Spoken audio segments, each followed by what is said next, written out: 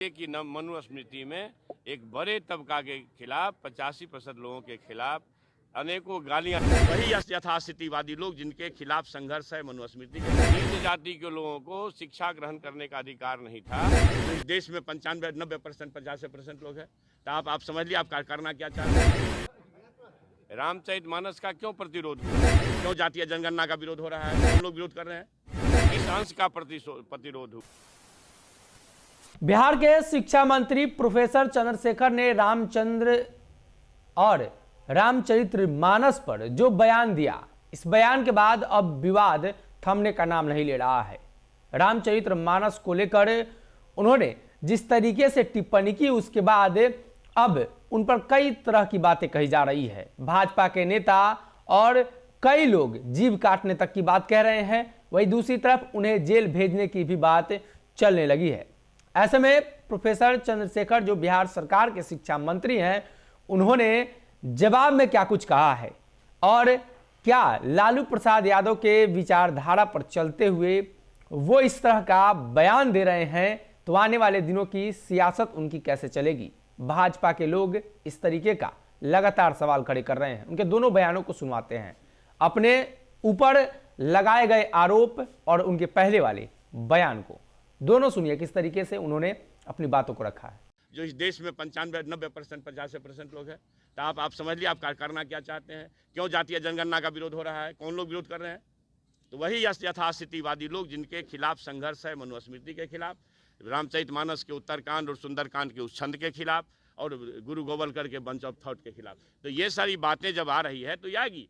हमारा जी काटने का 10 करोड़ भैया किसी को दे दो, कोई तो अमीर हो जाएगा। हम तो जलने वाले लोग हैं, जो जलेगा नहीं वो निखरेगा नहीं।